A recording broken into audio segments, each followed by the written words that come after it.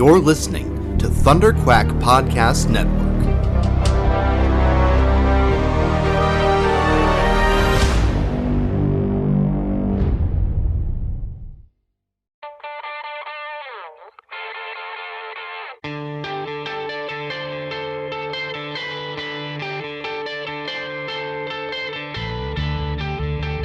Hello, I'm Mark Buckingham, and you're listening to the Epic Marvel Podcast.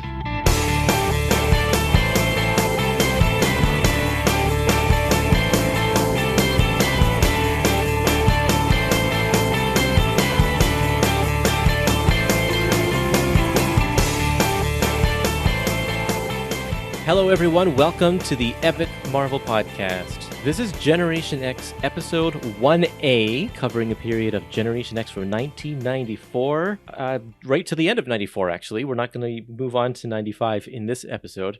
I am your host, Kurtis Findlay. And I am your Generation X host, Gabriel Bustamante. Right on. I am so excited to have you on the show as my co-host, Gabe, because I know that you are such a fan of 90s comics and also 90s X-Men. Oh, this is right in my wheelhouse. Like, this is what people refer to as like a honeypot scheme, where this is how you trick me into coming onto like podcasts or conversations or anything, is those magical words, 90s comics. That's great. So for the people who aren't familiar with who you are, tell us a little bit about yourself. What do you do, and why do you, what's your first memory of Generation X? All right. So people might know me from the YouTube channel Omni Bros Live, which is one of the big omnibus channels on YouTube. I've been around. I opened Torpedo Comics in Las Vegas. I was a part of that franchise for a few years. A lot of people in comic community know me from there. You might know me from my own YouTube channel, Gabe Loves 90s Comics, which is very fitting and appropriate for today's conversation. I'm a big seller on Whatnot. I've been in comic books, over 30 years, collecting, selling, buying. So really big into that whole aspect. 90s comics is where I grew up. That's, again, like I said, that's my sweet spot. And I think my earliest memories of Generation X is actually because of Gen 13. Ah, right. Because when Gen 13 was first coming out, Jim Lee had to, something along the lines caused Jim Lee to delay the release of Gen 13 because of the title was originally called Generation 13. Oh, okay. And that was too close to Generation X. So there was a big delay and they had to change it to Gen 13. So there wasn't like this big kind of convoluted confusion between Gen 13 and Generation X. And that was like, oh, wow, that's very interesting. And then I just kind of rolled with that through, because that was all in Wizard magazine back then. And then that led up into, I was reading X-Men at the time. I was reading Uncanny at the time, because this is right in that era where right after, the big 90s boom and Jim Lee was on X-Men. I was following it all since then. So I kind of just went along with X-Men all the way to it. But the first time I heard Generation X was because of that Gen 13 confusion in the article of a Wizard magazine. So this is one of my favorite times, my favorite eras. And did you check out Generation X after that? Did you jump on board? Oh, yeah, definitely. It's the stuff that we're going to be talking about today. So it was, the ending middle section of like the Phalanx Covenant, and directly right into that Generation X #1 with that shiny hollow foil chromium cover. Yes. That is just a beautiful, beautiful piece of Chris Buccellatto art that we'll talk about, I'm sure. Yep. But that is, I actually have a 9.8 of that. Whoa. Just because I love Generation X so much. I definitely went in through Uncanny and X-Men because of Phalanx Covenant, and I could not stay away, because we'll talk about it on the show, but these characters that were introduced in that Phalanx Covenant were just perfect for me. They were like my age. They were totally suited for me. We'll talk more about Skin and kind of my relationship with Skin. Okay. And all of that is really coming out of this era. And just, I have fond memories of all of this. That's very cool. When I'm probably got to be around the same age, if you're talking that these characters are the same age as you. I'm probably around the same age as you. So these characters also, it was perfect. It's like the New Mutants were too old for me. but these ones were exactly the right spot. And at the time, I was buying a lot of #1 issues because Marvel was having some issues in the 90s, and they did a lot of rebooting their titles and trying to get people to jump on with #1s. Like, this is a big deal, and first issue collector's item, all that kind of stuff. And so I was not planning on getting this book at all, but my cousin bought it for me for Christmas, the Christmas of '94, because he knew that I was just buying some #1 issues. And then my brother got me for that same Christmas issues #2 and 3. And then I read those 3 and I was hooked. Like, after that, it was like, this is it. This is the book for me. I stayed on for the entire 75 issues, which I never did for any other title except for like Ultimate Spider-Man. And but that's the impact that it had. It's just such a different type of a book. And I love it. I love it so much. And we'll go through, hopefully, as Marvel keeps producing these epic collections, we'll keep doing these episodes. And not all of Generation X is at the top level. Like, there's a lot of kind of dips. It goes up and down quite a bit. But we will talk about it for better or for worse through these. I'm thinking that they're going to be collecting them in 6 volumes, a total of 6 volumes. Wow, I didn't think there's going to be that many. That's great. Because I know you and Omar, who was also a part of Omni Bros, did the announcements recently on some of the epic collections. And volume 2 of Generation X was in there. Yeah. And I was so excited because me and you already had this set up, and we were already kind of just waiting to kind of get the date set. And I was reading. And then it was like, oh man, Generation X Volume 2 was just announced just in time, because now me and Kurtis can chat about it too. And I've been bombarded. I've been living in Generation X for the last couple of weeks. That is awesome. It's not a bad thing. And there's so much for this title to offer. So I remember when Wizard Magazine was a thing, Generation X #1 was in like the top spot of their hot 10 books of the month for like, I don't know, like a year or something like that. Like, it stayed in that top spot for a very unusual amount of time for a book, and then it even stayed in the top 10 for even longer than that. It was there for a long time. Yeah, I mean, as much as this, and you're absolutely correct. I remember that I have the same memories of you, that Generation X, it was always being talked about in Wizard Magazine, I felt like. Yeah. I mean, Generation X even had their own toy line that they got. I'm sure we'll discuss it a little bit later on or whatever. I'm sure it'll come up in some conversation. It even had a made-for-TV movie. Yes. Right? And I mean, this is back in the late 90s, where it's not like today where everything is a fantastic, awesome comic book movie or TV show, and they come back to back to back to back. Like, we are living in a wealth of comic book movies and TV shows. But back then, we got nothing. So for something like Generation X to kind of be that much of a breakaway hit, that it got a made-for-TV movie. But I don't hear anybody besides you and me, Kurtis, who's ever really mentioned Generation X in probably the last 15, 20 years. I know, right? It just disappeared.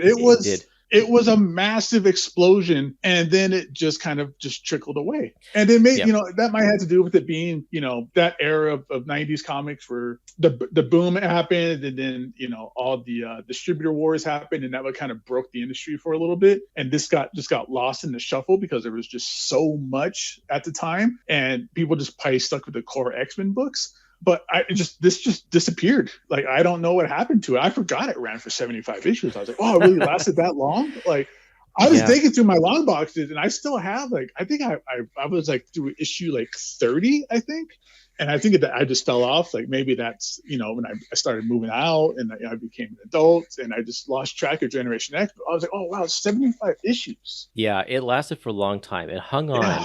And I think a lot of people are in the same boat as you. They stuck around for about the first 30 issues and so, and that's when we see the original creative team step off the book and they hand it over to other people. And from that point on, it doesn't have the same sort of feel as this first couple of volumes.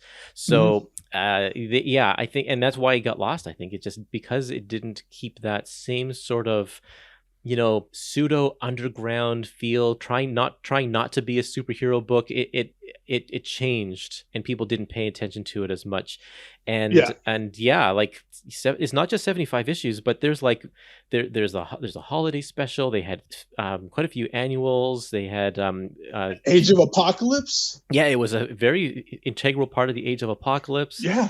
It was just everywhere. So I'm very happy to be going through these epic collections, because it looks like they've done a really good job of mapping this first volume, and then the second volume will take us almost up to the issue 25, which is kind of the end of the very first era of Generation X. So what we're going to talk about today is Uncanny X-Men numbers 316 to 318, X-Men 36 and 37. Now, this is part of the Phalanx Covenant, which we'll talk about in a little bit. And then we're going to talk about Generation X numbers 1 to 4. And that'll take us right up to Age of Apocalypse. And then in the next episode, we'll talk about Age of Apocalypse, and we'll get on to all the way to the end of issue number 9. But we'll have to mention that the Age of Apocalypse issues are not in the Epic Collection. It's true. Yeah, Epic Collection has not collected any of the Age of Apocalypse issues at all. They skip right over them, but we are going to include them in our conversation because they're just awesome. And it happened after issue 4. So this book barely got its legs going, and then bam, the biggest X-Men crossover of all time completely steals the spotlight for 3 months. Yeah, and it actually does a good job of helping us understand these characters better by placing them in a completely different setting. We understand these characters in a different perspective, which gives us insight to the way they are in the regular 616 universe. So that'll be really cool to compare those characters as we go through those issues as well. Yep. Okay, we have some comments on Facebook and on Twitter and Instagram. A lot of people chimed in to let us know what they thought of Generation X, of these early issues. So Taylor says, the art really pops out of the page. You can tell that this is the book that cemented Chris Buccellatto as a great X artist. Ever since, he just keeps on coming back to one of the X titles, and it's cool seeing the beginning of his art style pre-highs as 2008 Spider-Man and 2012 X-Men, which are the titles that he's kind of most recently been associated with. Mm-hmm. X-Men Consumer Reviews on Twitter says, Buccello's unconventional approach to comics makes Generation X a fresh and unique addition to the X line, worth reading. I love that comment. Unconventional approach is very true, and I'll point out some of those things as we go through the artwork because there's some really cool stuff he does. Simon says, it was far better than I was expecting. I finished it in 2 days, which is far quicker than usual when it comes to Epic collections. Yeah, that's a good sign. Yeah, I couldn't put it down either. It's definitely an easy, fun read. Yeah. Mr. Rice, or Mr. Reese, I think. Mr. Reese says on Instagram, he says, this is probably the epic I've been most looking forward to. Gen X was the first comic I regularly read as I was getting into comics, and as a preteen, I basically wanted to grow up to be Skin or Jubilee. Reading it now, I still think it's a fantastic comic, especially some of those early ones where Lobdell and Buccello are firing on all cylinders. Even when Buccello steps off the title, the stories are charming and engaging. I, for one, enjoy the leprechauns. That's good. It's fun to see the development of characters we know now so well, such as Emma and Monet and Sean. And Sean becomes really fascinating here, as well as very handsome. Love this. And he has a hashtag justice for Skin. Oh, that's so true. Skin gets the short end of the stick, which we'll probably discuss in the final volume of the Epic Collections. Okay, another comment from Kem Chops on Instagram says, I vaguely remember this when this came out in single issues. How can you vaguely remember? It was everywhere. that cover is unforgettable. Yeah. And he goes on to say, I wasn't so interested because I didn't like Banshee or Emma. Reading this now, I made a huge mistake. He says, the art is amazing. It is engaging and completely comes right off the page. The storylines are fine, but the more I read, the more I want to know all about the characters. One of the best Epic collections so far. Very cool comment. I agree with them. Sean on the team is going into it is kind of, that character that I didn't know about. I was like, who's this Banshee character? And why is he, the leader of this team? Mm-hmm. So I see where he's coming from. I felt the same way about Banshee. Okay, just a couple more comments here on Facebook. Eric says Chris Buccellatto, Mark Buckingham are one of the greatest pencil and ink combos of all time. I might agree with you there. I was drawn to the book by the wraparound chromium cover and stayed for the art, and they are the reasons I was drawn to Ghost Rider 2099 as well. Jason Hicks says Gen X came out for me at the time when my comic collecting was starting to decline, so I never really gave it a chance. I've heard many good things in particular about this particular title, good and bad, so I'm really looking forward to reading the title now and listening along to this podcast to hear your insights into this series. Thanks. I'm glad to hear that, Jason. Some goofball named Gabe commented on Facebook and said, this is the magnificent, gorgeous, thought-provoking seminal series that inspired the made-for-TV movie. I agree with that guy. Yeah, right.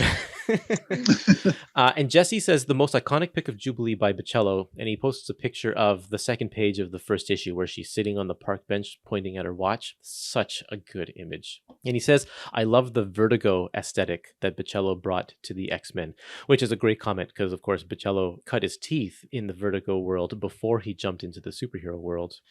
And then last comment here, Nick Jones says, I read the series back when it came out, but I haven't done a dive into this epic just yet. Need to do that soon. I agree, Nick. Got to do it soon.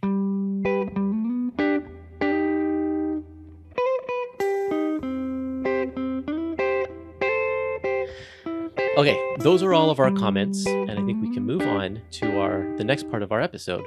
But just before I want to do that, I want to say that this episode is brought to you by Dying Breed Collectors. And if you go to dyingbreedcollectors.com and enter the code Epic Marvel Podcast, you'll get 10% off of any Epic collections that you can find in their store there.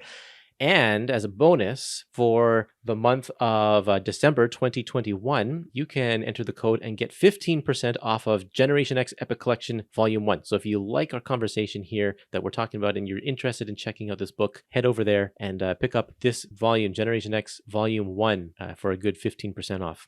I'm going to be playing a lot of clips from the creative team of Generation X. I did these interviews a few years back when I was doing a special series of interviews surrounding Generation X's 25th anniversary, and we're going to hear these clips here, but you can search my website to see if you can find all of the interviews in full, because they are all quite fascinating. But first, let's start with Scott Lobdell, just talking about the origins of Generation X. Well, originally the editor-in-chief, Bob Harris, said to me, because they had X-Force out, and so they didn't have a New Mutants book. And he said, let's do New Mutants, and you could, do something with it. And I was like, okay. So over that weekend, I was thinking about the things I liked about the New Mutants and the things I didn't like. And one of the things I kind of didn't like about the X-Men in general was, like, the fact that there's so many what I call Ken and Barbie mutants, in the sense that everybody's, like, really good looking and they have great bodies and everything is perfect. And if they just didn't use their powers, they would be fine. Like, Jean Grey is a perfect example. Like, she's like, oh, I'm a mutant. It's like, well, you don't really have to be a mutant. You could just walk around society and somebody would just be like, oh, you're really hot. So, right. But to me, like, the mutants that are cool and the superheroes that were cool are like Nightcrawler and Thing and, characters that couldn't change their appearance. But, think of the New Mutants. The only New Mutant I can think of, and I could be wrong, I'm just making this up, but the only New Mutant I can think of is Rain, the werewolf girl. Right, yeah, Wolfsbane. And even she could turn it on and off.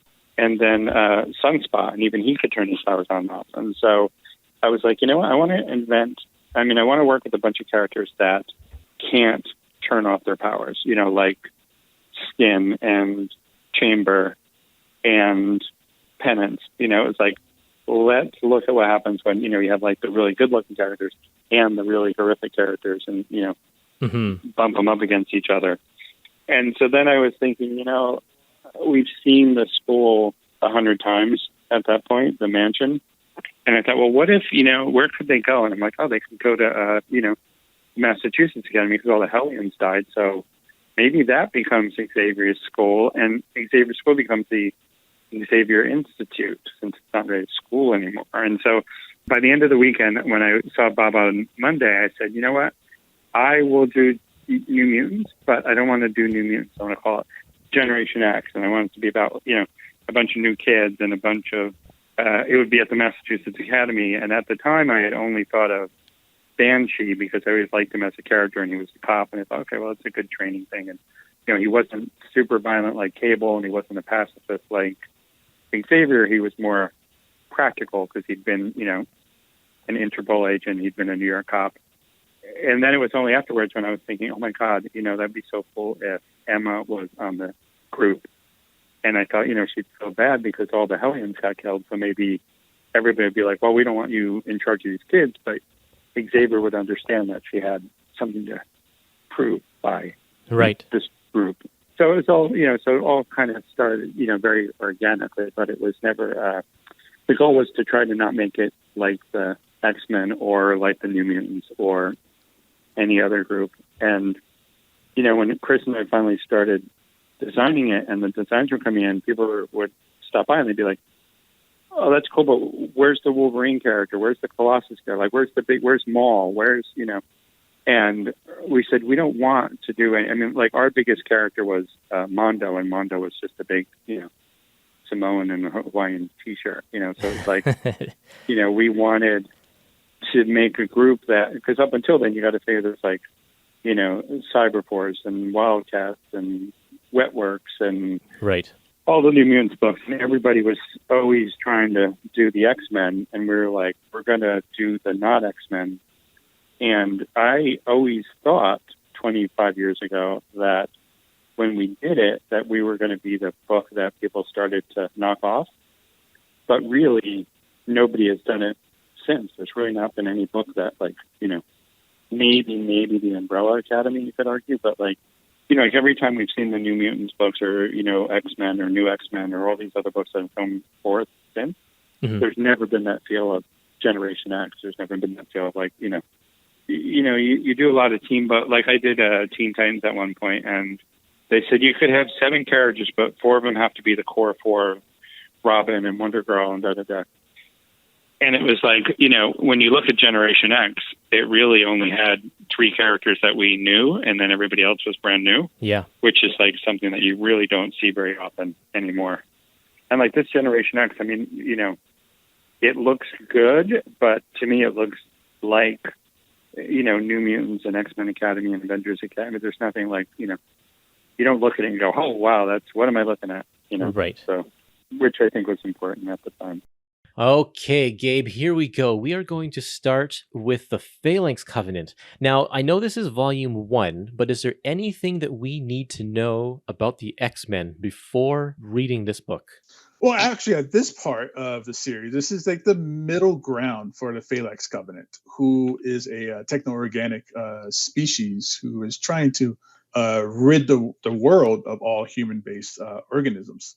So at that point, that's really where this series kind of picks up, is right in the middle of that. Scott and Jean are off on their honeymoon, so they're away from the team. We got Charles Xavier's away from the team. So it's a very skeleton crew at this point. And we can jump right into it right here with Uncanny X-Men 316, Curtis, where we pick up. Yeah, sure. So this issue, I'm going to give a brief synopsis, just something that's short that you would find in a solicitation. So it's going to be very brief.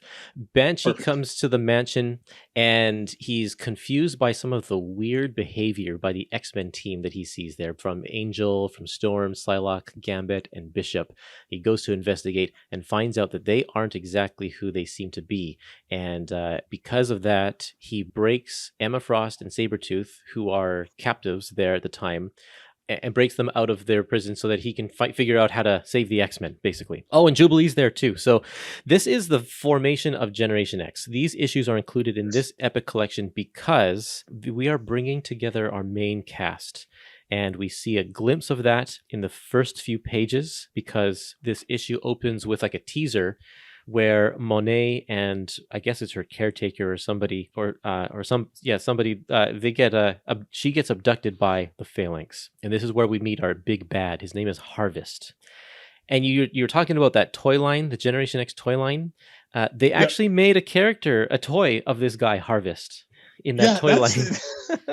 But again, it's just he's this kind of one-off character, but I guess they must have just did this so early that he was the only villains that they had on the table for Generation X. It's true. The toy line came out around the time of the Phalanx Covenant. So the only villains that Generation X had fought at that time were the Phalanx and M-Plate, who will meet in the first issue, and then the Orphan Maker from the fourth issue. Yep. And then in the second, there's a second wave of Generation X toys as well, and then we get a Marrow action figure who's in the after Age of Apocalypse. And it's like, yeah, of all the people, and they don't even call him Harvest in the toy line; they just say Phalanx. What do you think of this opening issue? What are your thoughts here? This is a good. I enjoy this issue from start to finish. It starts off action packed. Like it immediately turns into an action film where it's basically like a diplomat's daughter getting kidnapped. Yeah. So you get that kind of cool action phase, and you get the head of her security,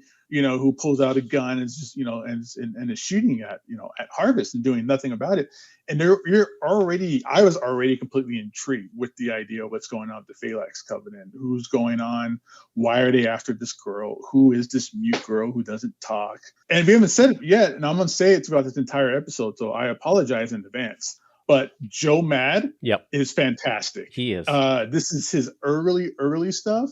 But it doesn't take much longer until he turns into what we all know as Joe Mad. But this is where he was cutting his teeth in the X-Men. So we get to see some progression in his art through here, which is great.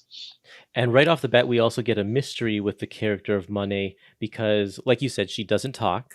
Something has happened in her life fairly recently, and we don't know what it is. But it's caused her to retreat inside herself, and she's basically kind of catatonic. She doesn't do anything to stop herself from being kidnapped or anything like that. But we know she's a mutant because that's the Phalanx's thing, is that they want to destroy all of the mutants in order to save humanity. I absolutely also love the mystery aspect of this. When Sean walks into the mansion and things are just kind of not all right. And we have no idea why. Well, I mean, we, the reader, know why because we have we get to see the Phalanx in action. So we kind of know what's going on. But I just love how Sean gets to figure it out himself and the steps that he takes to figure it out. And if this is your first time jumping into this series, you'll feel like reading this part, you'll feel that kind of confusion and that awkwardness between the characters too. So if this is your first time reading into this material, then you'll get an extra kind of good feelings out of it.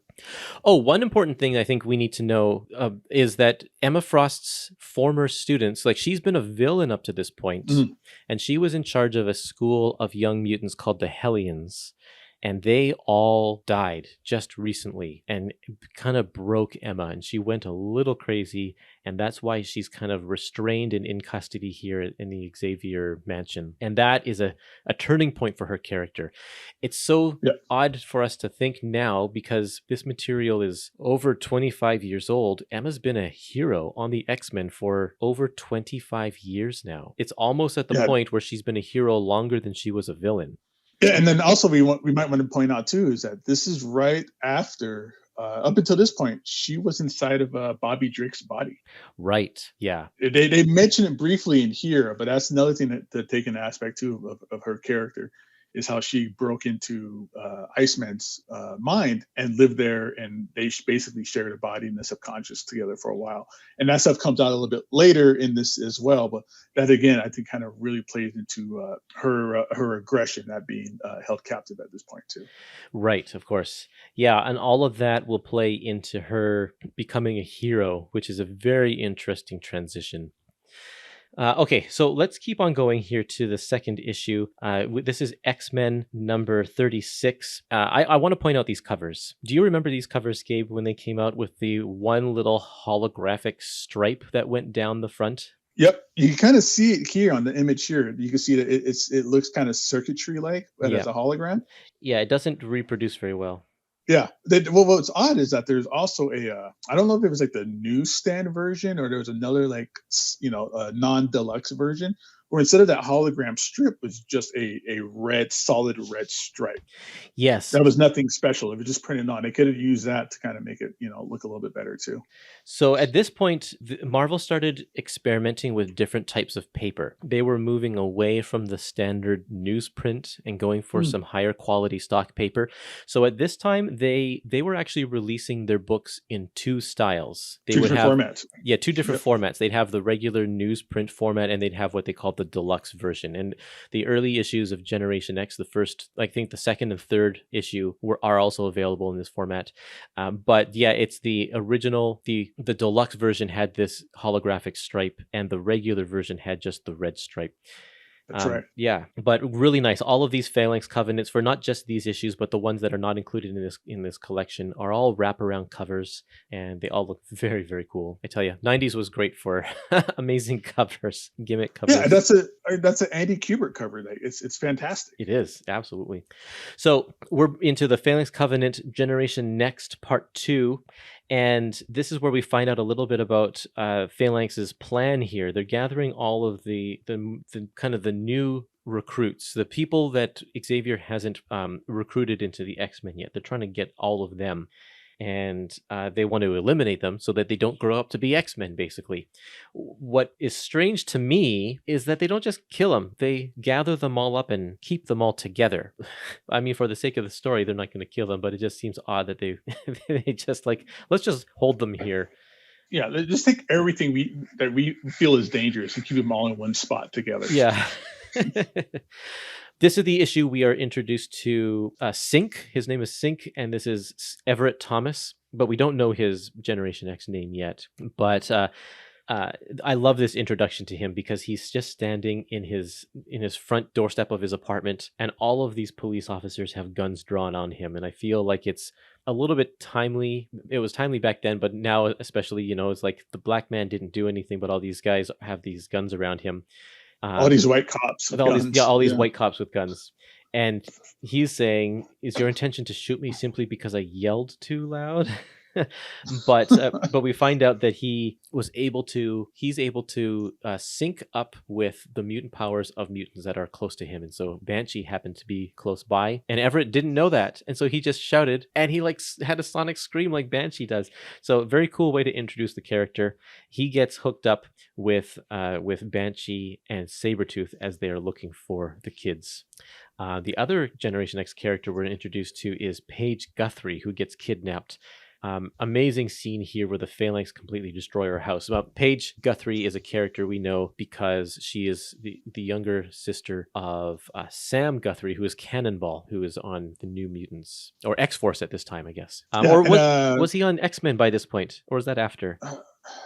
I think he was on X-Men at this point still. I'm not positive. I can't remember when he joined X-Men. It was during the Joe Mad era. So yeah, this is also Sabretooth as a captive member of the team at this point. Right. Because of what happened last issue. Well, a couple issues before this, he got captured by the X-Men and kind of been living in their danger room as Professor X has been trying to kind of, subconsciously, help him out with his aggression and make him a better person or whatever, as Professor X does.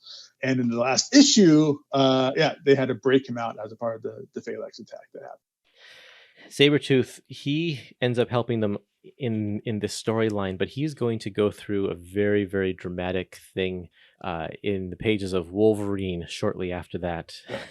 So, very, very a very iconic moment for Wolverine. Oh yeah, that Wolverine 90 issue. I know exactly what we're talking about. Exactly. But this is why we see here on this really cool double page splash that he's in restraints. Yes, he got like a muzzle and he's got these mechanical claws over his claws. So, which is weird because it's like, why if you're gonna restrain him, why are you giving him like deadly claws that he can still use? It's funny because these restraints look a lot more scary and daunting than they did when Joe Mad drew them in the last issue. So it's that kind of an odd continuity art thing with the way the restraints look. But yeah, these ones, they're way more menacing. They got claws and he still looks like he has fangs in his mouth. So we just mechanicalized them a little bit. Yeah, it's like Xavier designed these specifically to keep them restrained, but to keep them looking like supervillains? I don't understand. In the previous issue, Joe Mad drew him when he was wearing mittens, basically. Right, yeah. Yeah. So I don't actually really understand Phalanx very much at all. I mean, it's obvious that these guys are a ripoff of Star Trek's Borg, right? Yeah, they're a hive mind that assimilate other organisms. So they've assimilated Stephen Lang, who is the guy who tried to kill the X-Men with Sentinels, like way back in the 60s. Stephen Lang's never been a huge major player. So when there's the big reveal in this issue that Stephen Lang, like the Phalanx, the techno-organic kind of face disappears, revealing Stephen Lang's real face, and Sean instantly recognizes it. But it's like, really? This guy is the big bad, and we don't even really, like, I don't care about this guy at all. No, he's a forgotten character. I had to look him up because they were talking about how he created the Sentinels, and I was like, wait, wasn't that Trask? Like, right. I had to kind of like research it a little bit to see what they were talking about. Yeah, so it's like I wasn't too thrilled. The Phalanx basically is kind of like they're the threat, but they're not the actual purpose of this story. So it's kind of like you can take them or leave them, which is unfortunate, I guess. Yeah, this is a much smaller segmented story, like satellite and ancillary to the actual Phalanx Covenant crossover. Yeah. Okay, well, let's keep on going over to Uncanny X-Men number 317. This one has Skin on the front cover, and I do want to point out this cover because of this drawing of Skin. Now, Skin is not Mr. Fantastic. He can't stretch his limbs. He just has an odd amount, an abundance of extra skin on his body, and he can control that skin. But this picture of Skin has like his whole arm is outstretched, so his whole hand is like down at his feet, and his whole hand is big. That's not actually how Chris Buccellatto has designed this character to be, but this is Joe Mad's interpretation. So when we get into the issues, the actual Generation X issues that Buccellatto is drawing, we never see Skin stretching his arm like this where his hand is at the very end because his bones don't stretch. It's only his skin. Yeah, it's just like he's just wearing a really large hoodie all the time. It's just extra skin. Yeah. You can't stretch out any more of his body. So this, I always was bothered by that picture of Skin on the cover here because of that. I'm bothered by the creepy leg socks he's got going on and all that loose skin. But that is a little bit more appropriate though. I like that. Same with his elbow, the elbow band. There's a big fold. It's like he's wearing like a really large shirt. Yeah, exactly. Okay, so this issue brings us to where our team of New Mutants are being held captive. Most of the action centers around this team of mutants as they figure out how to escape the Phalanx clutches, but it also shows our other team, which is now Banshee and Emma and Everett and Jubilee. Sabretooth is missing at this point, as they try to figure out where the kids are being held. Now, the team that's being held captive are two that we have already met, Monet and Paige, but now we're introduced to Angelo, who is Skin, and we're introduced to two other characters, Gregor and Clarice. And we don't know exactly what their powers are yet, except Clarice doesn't have pupils and her skin is kind of almost like a pinky purple. So she has like elf ears, so she looks like a mutant. Yeah, she's got a kind of elf looking eye. She's got tattoos on her face. Yeah. So something's up. We don't know anything about her character. And then Skin, of course, is looking a little weird. That first image, this splash page, again, this is not Skin at all. He's like folded like a blanket. That's a very poor interpretation of Skin. But, this is his first appearance, so they haven't ironed that all out yet. This issue was great for character development of these characters that we're meeting for the first time, because all of these kids who are trapped in this, this jail cell of sorts, they can only talk to each other. They can't do any action. So this is where we get to see their personalities.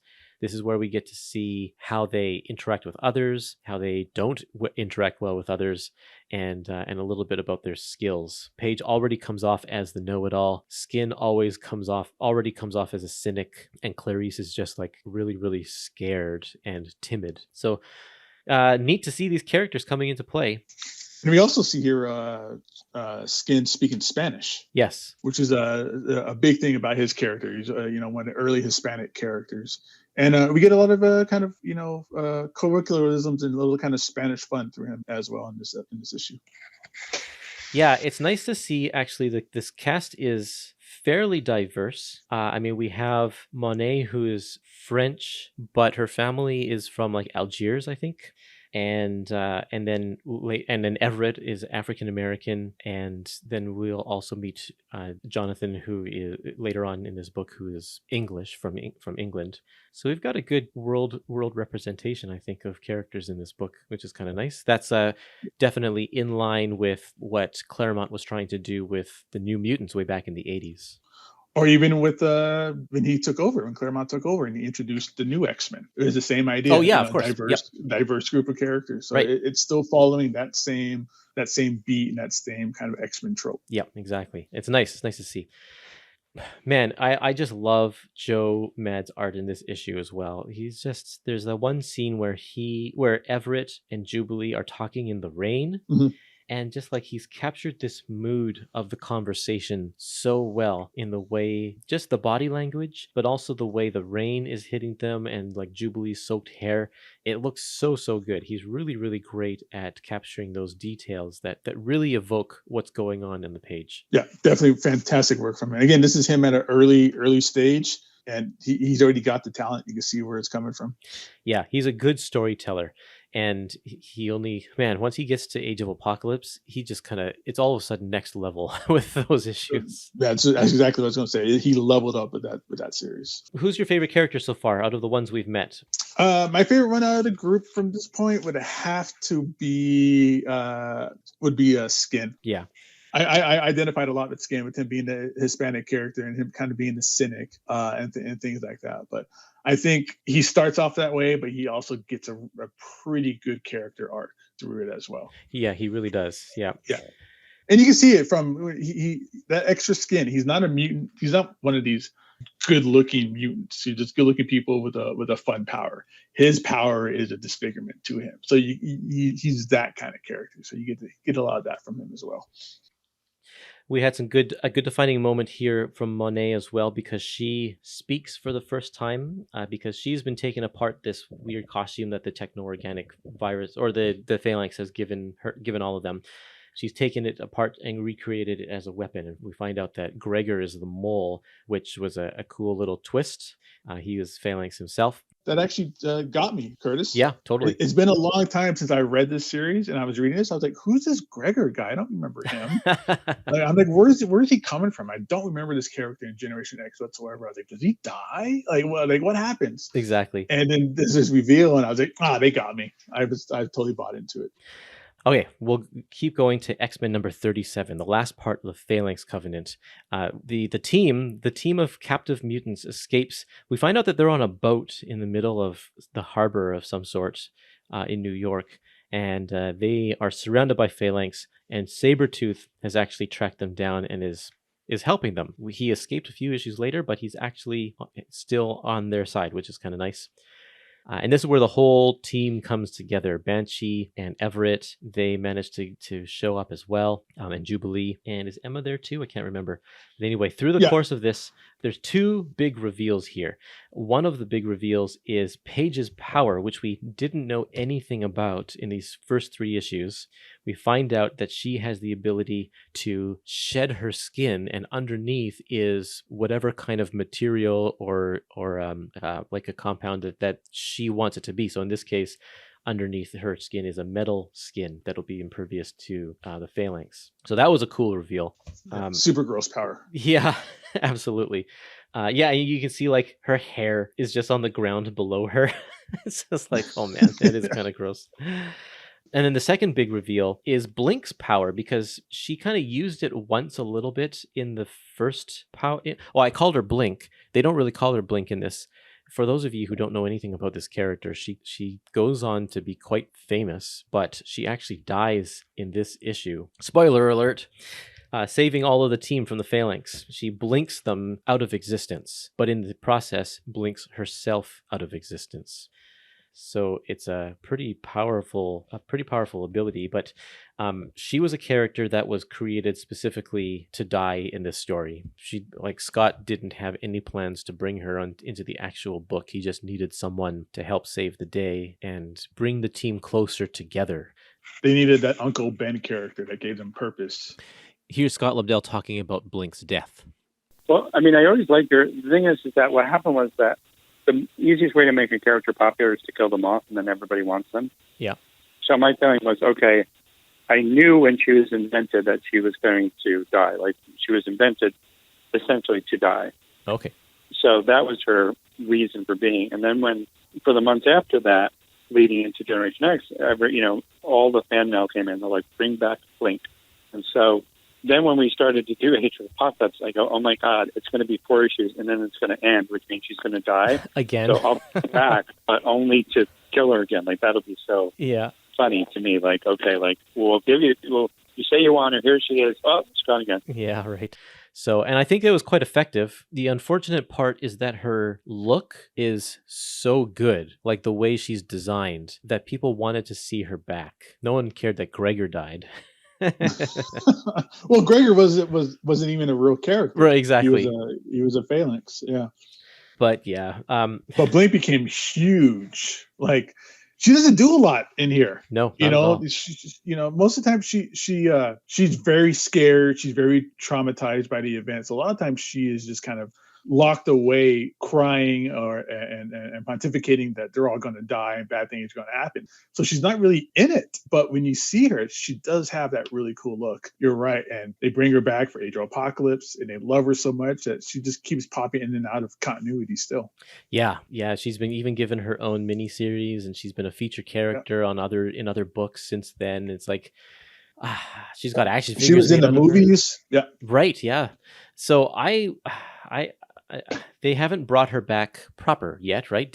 Has she shown up on Krakoa in in Hickman's X-Men? Not that I'm aware of. Not that I've been reading it also. So I'm going to be surprised if she did show up, but I don't think so. I think that she's a character. If she did return, would be a big deal. Huge thing. Yeah, it'd be a very, very old deal. Seems like someone who should return if they're bringing back all dead mutants. Like, if they're all coming back, she should have returned too, but oh well. That's kind of our Phalanx story. What are your general impressions of these 4 issues, Gabe? You know what? I was surprised because of this being kind of an ancillary satellite story in the middle of a larger Phalanx like crossover. And now it's 2 random issues from one series, 2 random issues from another series, that it was a cohesive, well-done story. Yeah. I mean, you get the beginning, the middle, you get the end. It's all coherent. It doesn't get bogged down or taken away by the main storyline or anything like that. That is very similar to how crossovers are these days.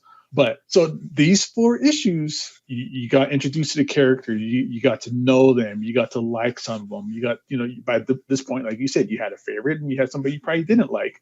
And all of that you get in this 4-issue storyline with, an ancillary Phalanx villain as well. So I liked it. It had a lot going for it. I was surprised that we got a good story out of 4 random issues, a part of a crossover event. And I tell you, this is kind of like a great marketing ploy as well, because, X-Men was so huge and people were buying it, and like, why not introduce all of the new characters in that book in order to get them to jump on board with the new title that you're about to launch? So it's like they did the right thing there, I think. Also, It's just interesting that you take 4 issues of X-Men and none of the main characters are in there. Not a single one. Wolverine isn't seen at all in these 4 issues. And we only get brief glimpses of Scott and Jean, and then all of the other people are imposters. So it's like we got a whole X-Men storyline in 4 issues of X-Men that don't feature X-Men. Yeah, this is basically Generation X 0. Yes, it is. An extra large issue 0. Yeah. It is a good origin story. It doesn't feel forced that they are all coming together in the end. In fact, the only reason that they're building a new school is because all of a sudden they've saved all of these mutants. They weren't planning on opening up a new school like Xavier did with New Mutants. It just kind of happened. So there's one other Uncanny X-Men issue in this book, and it's number 318. And it acts as a transition between the Phalanx Covenant and Generation X number 1. This is where Jubilee says goodbye to being an X-Men, which is a really big deal because it feels like a demotion, right? Yeah, it's like she's going from the big leagues back down to like, the minor leagues or something like that. It does feel like a demotion.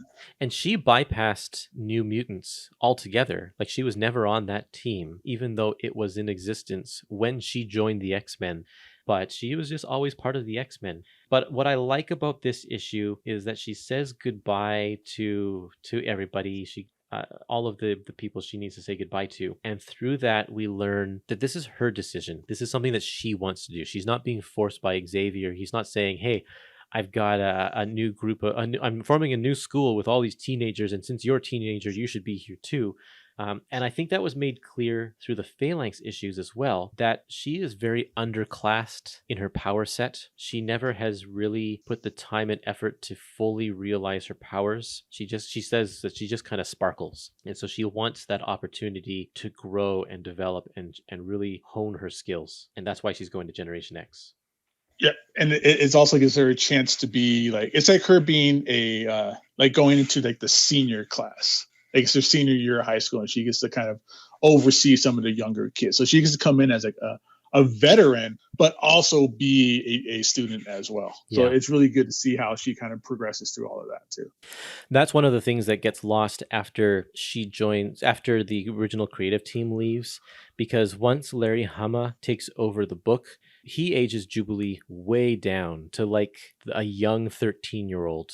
And she becomes one of the youngest members of Generation X and acts like one of the youngest members. And it totally takes away all of that sense of, I've got experience, let me teach you some things kind of relationship that she has here. Yeah. But in this issue, we also get some good character beats for Skin, because Skin doesn't want to have anything to do with the school. So he's actually leaving. And the person who manages to convince him to come back is Beast. And I love this interaction between the two of them, because now we have the two characters. Like, Beast is the one who can relate to Skin the most because he can't go out in public without people staring at him. So what better person to talk to Skin than this guy? Yeah, and Skin is just being your typical teenage boy at this point. I mean, he's even trying to like talk to Beast like, "Hey, you don't understand where I'm coming from," and we're like, "What are you talking about, Skin?" Yeah. Yes, Beast knows exactly where you're coming from. This issue, there's no action at all, because we had the whole Phalanx storyline, it was like wall-to-wall action. This one has nothing. It's all dialogue, and so every single page is actually really important character development.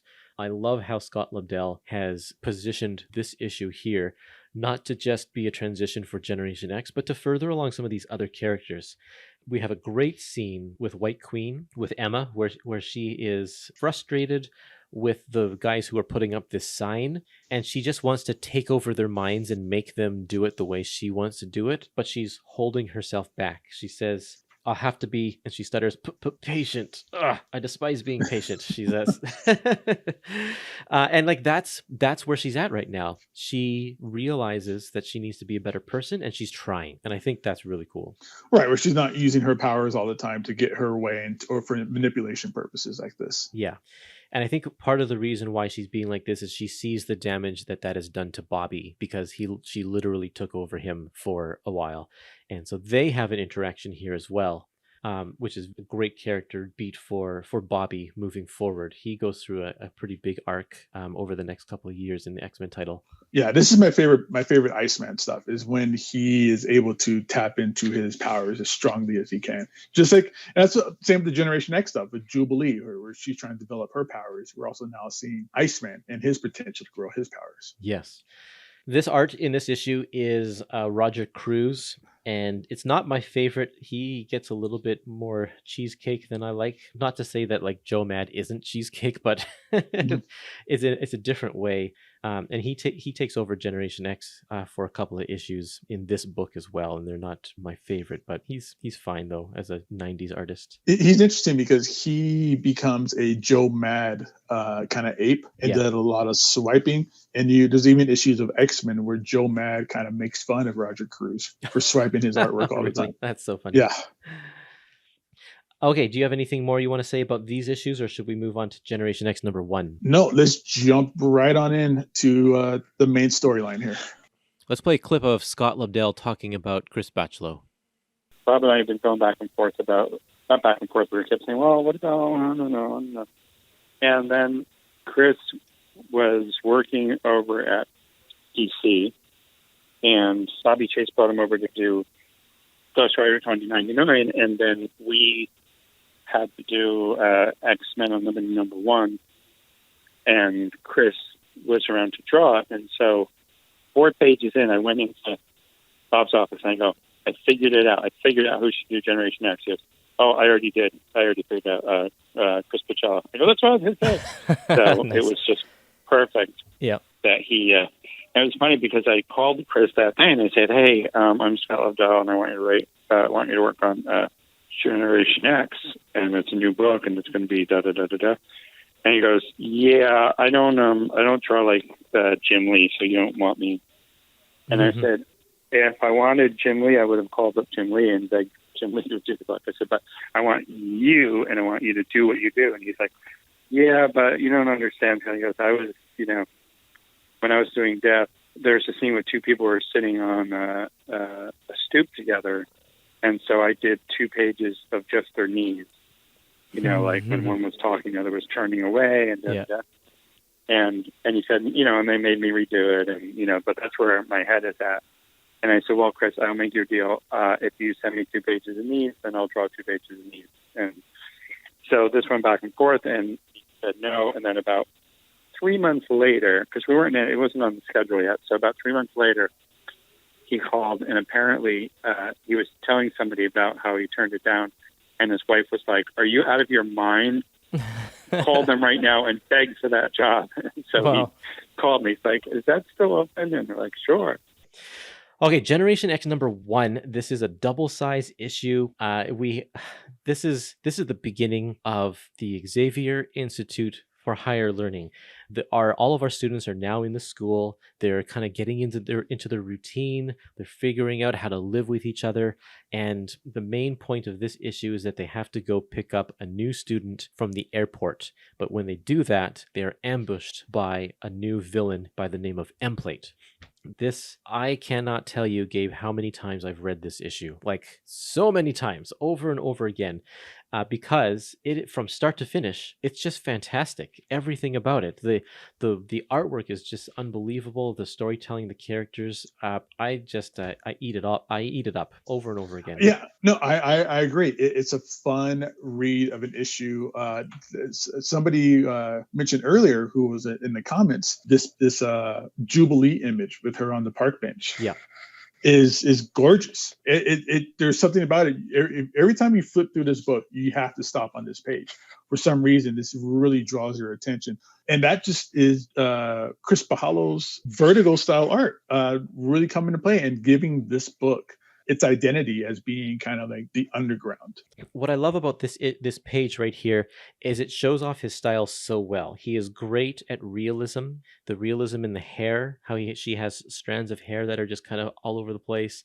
I love her wrist of the hand that's pointing to the watch because it's not super skinny. Like, it's a more realistic, rounded looking hand, right? Right. And then you contrast that with the trees in the background, which are a little bit more cartoony. If you look at that orange tree that's in the background of this picture, and just the leaves, it's just like little swishy lines. And you see that through this whole 2-page spread. Yeah. Where the foreground will have more details, and then he just leaves the bushes alone. He just kind of just jots them in real quick. Yeah, and it's because he has that really, really good line between realism and surrealism.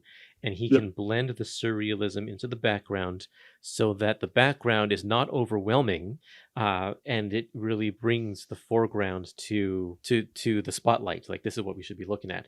Now, I love this 2-page spread also because it's not actually a 2-page spread. It's 2 separate pages. He just chose to make one of the pages bleed over the gutter onto the page on the left. Oh. So there you go. Yeah, it's great. I did a YouTube video not too long ago called Kurtis Explains Why Generation X is a comic masterpiece or something like that. And I go through every single one of these pages and tell you why each one of these pages is so great from an art standpoint. So if you're interested I go into way more detail. The whole video is like an hour and a half, I think. It's like, great. That's awesome. We are shown a little bit more of Paige's powers in this issue.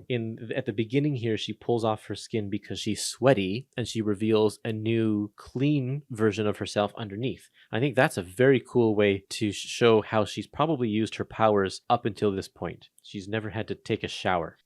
And we also get through up into this part in the issue more of like her character and who she wants to be. Yes. And kind of like her place on the team that she's trying to obtain. So you get a lot more, and that's just really quick. And I just heard jogging, and we get like this whole idea of what her kind of goals are that she's setting for herself. She wants to be the leader of the team. Yeah, and this really sets it up well because there is this power play dynamic between Paige and Jubilee and Monet, because Paige is the one who is always trying to learn and be better. Jubilee is the one that thinks she's so great because she's got X-Men experience. And then we have Monet, who just thinks she's great because she actually is a genius and she has the ego to go along with it. And all of them feel like they are kind of better than each other. And it sets up some really interesting dynamics between the three of them in future issues. I really fall in love with Monet through this. I love that character so much at this point. Yeah, she's very, very cool. And it's still a mystery. In the Phalanx Covenant, we didn't even talk about this. Like, we didn't know what her powers were because she was silent and didn't talk. And then in the span of 2 pages, we find out that she is a genius because she can create this gun out of nothing. And she's super strong because she punches a hole in the wall. We knew nothing about her before, and then all of a sudden we're met with that. And now we see she can also fly. Like, what the heck? It's like, this is a big surprise. And that she is filthy rich as well. Right, yeah. We get kind of a hint of that earlier because she's like, in the very first page of this book, she's being sent to a boarding school or something, and she has a limo driver and a butler or whatever. So we get a little hint of that, but yeah, very, very rich, very, very spoiled. And then, so this issue, a lot of it is taken up of learning these characters. Each one of them has a scene where they get to display their powers, because we need to know what their powers are if we're going to move forward in this book. So there is a scene where Angelo and Everett are fighting in what they call the Danger Grotto. It's their version of the Danger Room. It's like a biodome.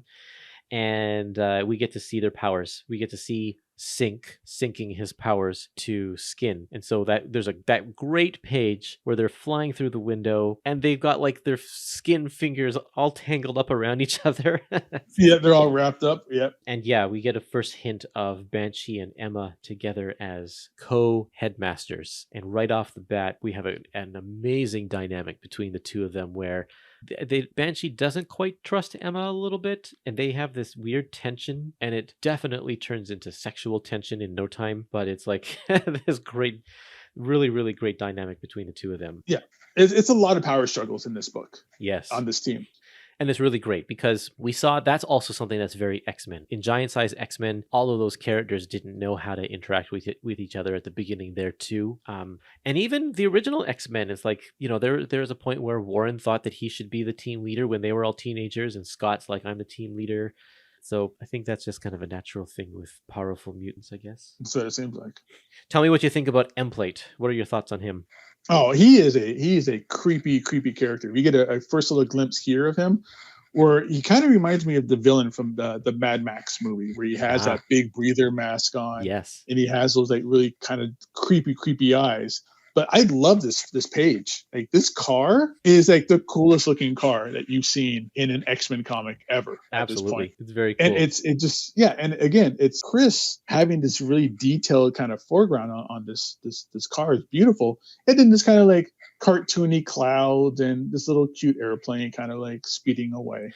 But even still, like, if you look at the grill of this car, yeah, he doesn't use a ruler for any of those lines. Mm-mm. He's just kind of drawn them in. That part right there is some of the cartoony underground nature of his style as well, because it's not as crisp and defined as like the windshield. He just kind of drew those lines on there. So right. I love I love his style. I love his style so much. It's great. Yeah, it's so much fun. Emplate is a cool villain, and I think one of the coolest things about his character is that Buccello doesn't really fully draw him. Like, we don't ever really get to see any great shots, full body shots of Emplate, which keeps him kind of being a mystery. Really great. Because he kind of lives in between like frequencies or something like that we'll get to. But yeah, we never really get like a full shot of him. There's a really cool clip here of Mark Buckingham talking about how he did this really cool effect that we see on Emplate right here. In the first issue of Generation X, the scene in the airport when M-Plate is he's like between dimensions, or he's like a little out of phase or such, there are some incredible like inking effects to make him look just sort of a little bit smeared. What did you do in order to make that look the way it did? Because it's a really, really neat effect. There was a lot of things that Chris used to do back then, which I also kind of picked up on and played with my own work, which is to do with effectively making a drawing, making a photostat of it, but actually manipulating the image as it's being scanned. So you actually sort of stretch and warp the form, and it's incredibly effective. And again, if you're working with a good colorist, they can kind of latch onto that and then take it, to further lengths, so that you end up with something that really feels quite strange and otherworldly. But yeah, that was the sort of thing that Chris played with a lot in that period of his career.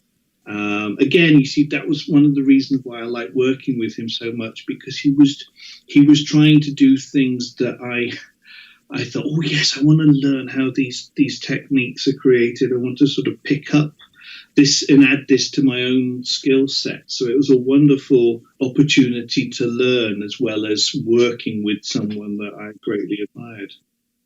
Like you said, between frequencies. So he's able to walk through the airport and people can't see him, but he can see the mutant energy auras, like the auras that mutants give off. And I guess he's kind of like a vampire, where he sucks the energy out of them, and that's what fuels him or keeps him going. Yeah, and that's a really cool image too. Just the whole design of this book is really cool, where you get the auras kind of digitally put in here, and then all the lettering. This is one of the early days of digital lettering, so you kind of get that here too. So we get a really good just layout of this entire issue. That's a really good point, actually, because this was an experimental book in that sense. Here's a clip of letterer Richard Starkings talking about digital lettering. And following that is a clip from Steve Buccellatto talking about digital coloring. It's much more restrictive these days. We get told what fonts to use. We don't have the kind of... I would say Generation X, especially the first 20, 30 issues, we had crazy amounts of freedom and creative involvement. And once other people started working digitally, and then once you got art directors involved who wanted more control, and being able to buy fonts gives the illusion of control to art directors. And the thing was, as an art director myself in the Comic Craft studio, I encouraged experimentation. I encouraged new things. But, if you're the art director at Marvel or DC, you want things to be easier. Being experimental makes things more difficult. Right. So it's very rare that you get a situation where you're encouraged to be experimental. And we were able to do that because there was a lot of ignorance of computers, software, fonts. So we were sort of making up the rules as we went along. And, Marvel and DC work the way that we choose to work. We set the template for all digital letterers for the last 30 years. Yeah. Because of our choices, so, and, a lot of people these days buy our fonts at comicbookfonts.com. We've got over 300 font families. And, if you chose to, you could buy all the fonts that you've seen in Generation X and try your hand at it. But the difference is, how creative are you going to be when you're following in our footsteps? What I liked about Generation X, we were in at number one. Yep. And we could make new rules. Whereas previously we'd picked up books like Spider-Man, Superboy we were working on, books that already had a look. Generation X was an area where we could choose how it looked. I was always open to other people's creativity. And Generation X is a great example of, I loved working on Chris Buccellatto's work. John Rochelle had been working for me about 3 years at this point, and I was pushing him, and trying to inspire him to do different style title pages.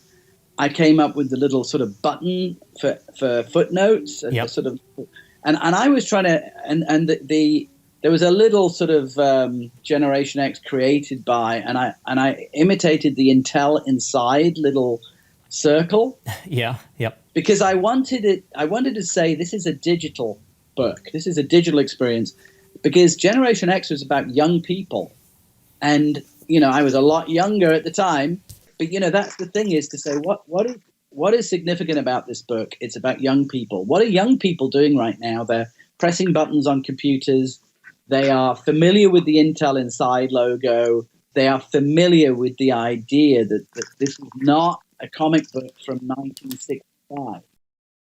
And then even in the beginning of digital coloring, they still insisted we do color guides, and they'd be sent to a team of digital artists who would try to interpret what I did in my color guides. And so there's always this disconnect, right? Yeah. And this is the part where it's kind of interesting when you get into the period of Generation X, is that, I'd started this company called Electric Crayon with another old Marvel friend of mine, and we were among the innovators who were doing digital coloring at the time.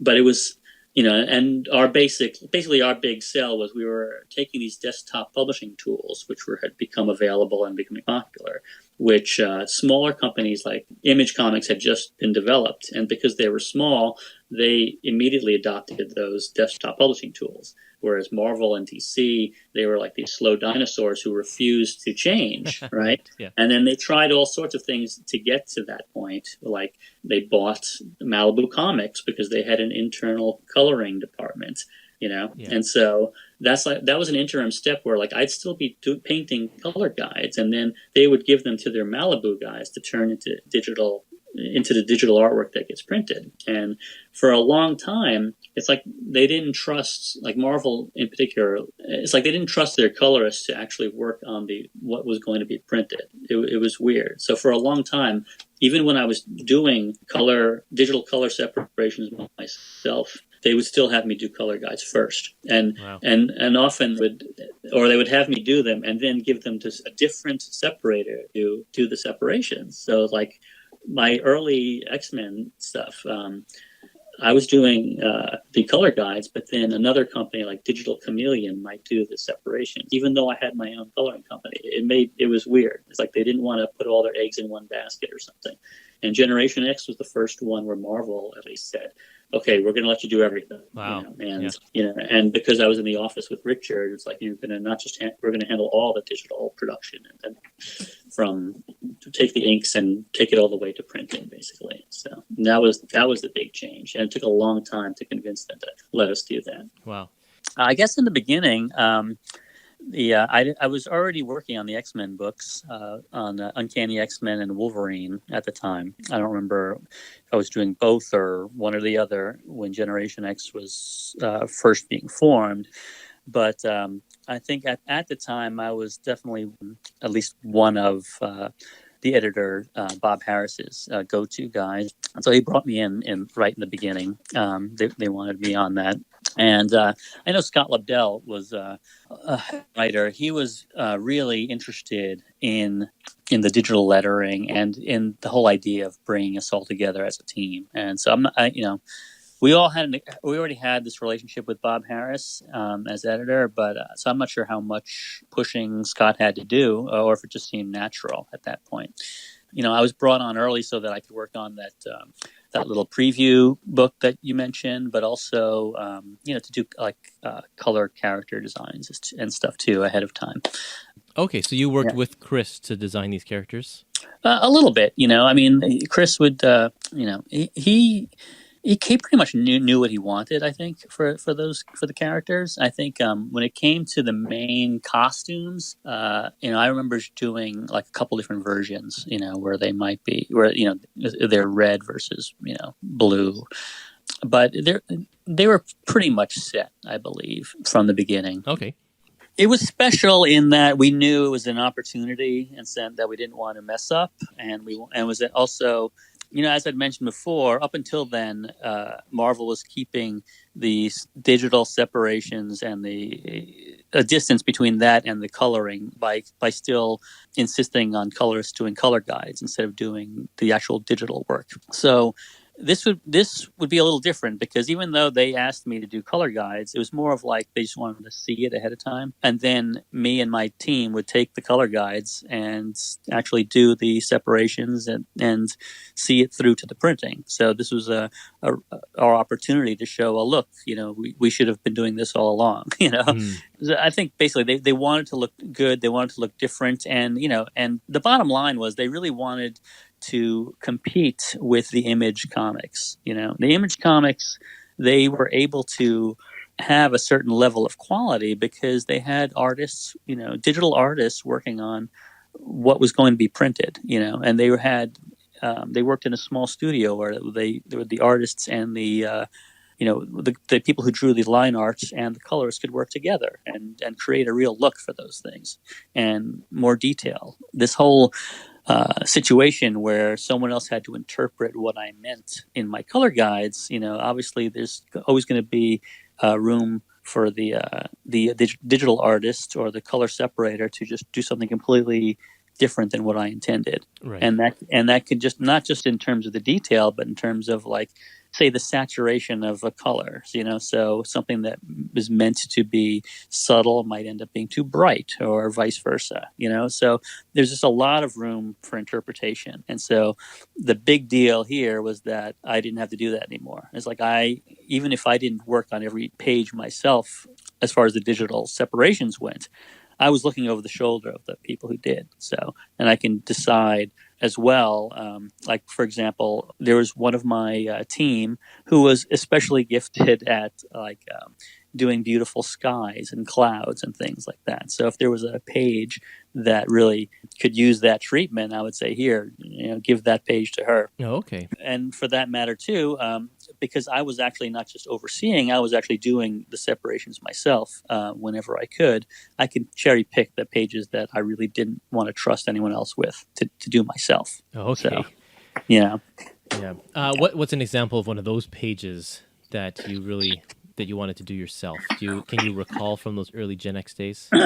Sure. I mean, some of them. I mean, like an easy one even would be like page 1 of Generation X #1. Yeah. Just besides it's like a beautiful autumn scene, which I like coloring that kind of stuff in general. But also, frankly, my ego says that it's the first page, or if there's a double page spread or some really exciting page that I feel is going to get the most notice, then I want to have my stamp on that more than the others. Then it's like a talking head scene, which I could feel more comfortable passing on to one of my team.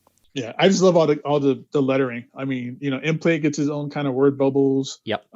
Jonathan that we run into, Chamber, who is my absolute favorite Gen X character. I love Chamber.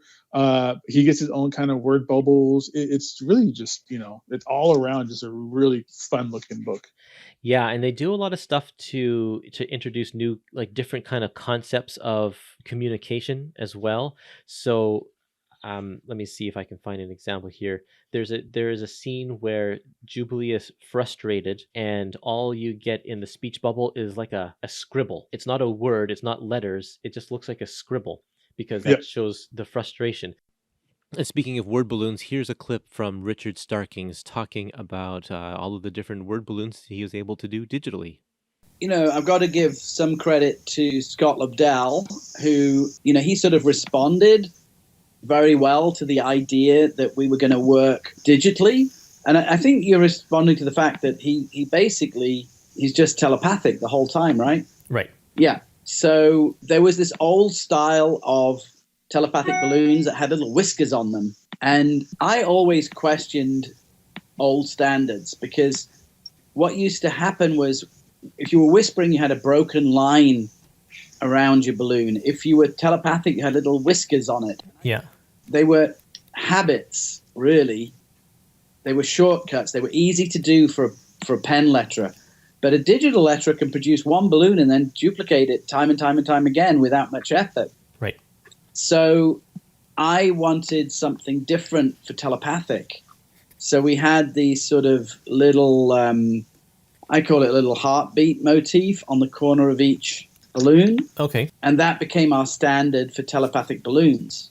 You know, we were able to do a lot of new things in Generation X and a lot of other books simply because it's like, okay, when people are whispering, let's have grayed out balloons because, you know, if it's hard to read, then it's hard to hear.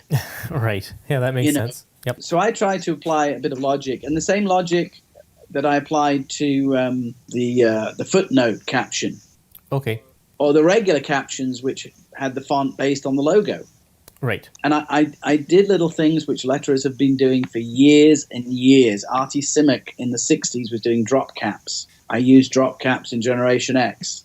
But in a way, Generation X, that first couple of years, was our Bible of this is how we want to do comics. And because it was, people were talking about it, because people sort of saw that I wasn't just doing what everybody'd done for 30, 40 years, other writers would say, how do I get you on my book? Nice. And we were doing cover lettering, we were doing logo design, we were doing elaborate title pages, and pretty soon, within that next 3-4 year period, we were doing all the X-Men books, as I said, because Generation X was like our flagship book. At the airport, we have this page where Husk has been slashed by Emplate, and Jubilee has to come and rip her skin off to reveal a new, unhurt version underneath. This is another instance of a 2-page spread that is really 2 pages. But Chris Buccellatto has decided to put the page that would normally be on the left, he instead has it on the top. And he has the page that would go on the right. He has that on the bottom, going over the 2 pages. So it's another. I love it when he does that because it's like, yeah, it's just 2 pages, but he does it in an unconventional way. And he fooled me. I totally would have believed this is a double page spread. I gutter loss kind of ate it up a little bit, but yeah, that's cool. Yeah. And then what a really cool example of Husk's powers again, where we're learning all about her still. We're learning about her powers and being able to rip her skin off. Is able to kind of save her from lacerations too. Totally. And man, what a great introduction to Chamber as well, because he's all covered up. He's another character that, because of his design, Chris Buccellatto kind of hides the way he looks throughout the little scenes that we get leading up to this point. And then we get this big reveal of, oh man, actually, he doesn't have half of his face or his chest because he's got this explosion that kind of comes out of him. It's such a bizarre and interesting character design. Here's a clip of Scott Lobdell talking about Chamber's really awesome design. And so that was another 2 months before San Diego, and Chris was like, all right, if we're going to do, because he had to finish up whatever his project was, and he said, all right, well, send me who the characters are so I can get started so that when we meet in San Diego. And I said, yeah, I don't really, that's not, I said, I don't want to do that. I said, I'd rather we meet and come up with the characters. I said, I don't, you're not like the artist, you're the co-creator, and I want to, see what we want to do. And so we met in San Diego. It was me and Bob and his wife and Chris. And I said, the only character I know for sure I want is a character called Chamber. And the idea is that, like, the very first time he used his power, he blew out his whole chest cavity and his jaw. So there's just this energy pouring out of him. And he goes, yeah, that's really cool, but that would be impossible to draw. Yeah. And I said, it'd be impossible for most people, Chris, but you, I know, can do it. And so he had a sketchbook, and I thought it was an napkin, but he reminded me recently that it was a sketchbook that he had. And he goes, well, just show me what you're through this sketch. And then maybe like 3 or 4 weeks later, he showed me Chamber for the first time. And the very first time I saw it was like, okay, that's, it's perfect. And again, it's another character who is disfigured by his powers. He's not one of those lucky, good-looking mutants that has cool powers. His power, I remember this. I don't remember which comic book card series this was, but I'm sure I know you collected a lot of comic book cards. Yeah. I'm sure if anybody's listening to this Generation X episode, collect a lot of comic book cards. I remember the one for Chamber and how it tells you how the first time he used his powers, it blew off the lower half of his face, his neck, and the upper part of his chest. And he just has this, like, I forget what they refer to it as, but it's almost like a star in his face. Yeah. That's a good way to put it. Cool. Yeah, and it just emits that energy. And he can contain it. He can wrap it up so that it can't be seen, but he has to talk because he literally doesn't have a mouth. He has to talk through telecommunication, like Emma Frost can. So that's kind of a cool little aspect as well. Yeah, just so many fun characters that they made for this series. So many of them. And I love that he's just the brooding, angsty character in a different way than Angelo is, because Angelo is cynical, and he's also moody, but more of a self-loathing character. Well, Chamber can be totally self-loathing as well, but in a different way. So we get it's not just a repeat character is what I'm saying. Yeah. Mm-hmm. He has a different way of expressing himself. And he's also British. Yes. So he has that going for him. In fact, that it's one of those international characters, and he also has that kind of British snark, and the accent is written into his speech too. So it's really cool. And he's just wrapped up. He's wrapped up like a punk rock kid almost. He got this leather jacket, and he got these body wraps that wraps all the way up to his nose, pretty much. And just when he just stands there with the flames going out everywhere, Buccellatto just really just does all these little doodly things in the background and really kind of like breaks up the panels because of his powers. It's really good. He really makes a page come to life, and he shows up.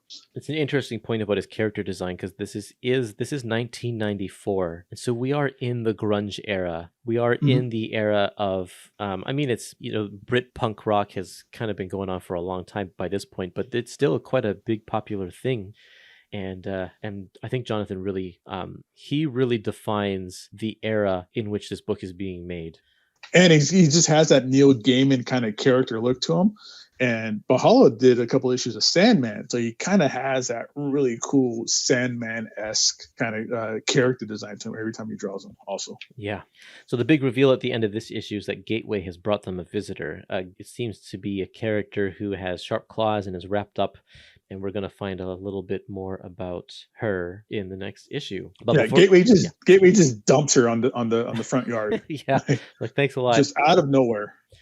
Before we go on, there are some bonus pages that were at the back of issue number 1, where we get to see some of the early character designs of the characters and learn a little bit more about them through some dialogue.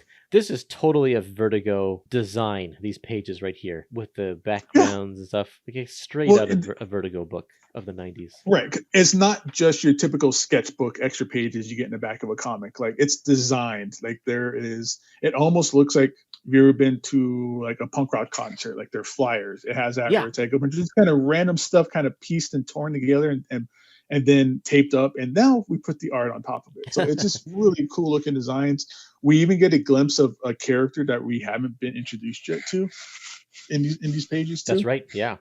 That is weird that we get that glimpse of Mondo, whom Mondo is a character who is in the early promo art and in the early promo releases, but he doesn't come into play for quite a while after the series actually starts.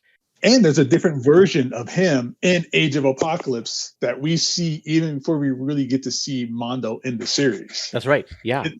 It's such a strange dynamic on how that worked, just the timing of it and everything. Totally.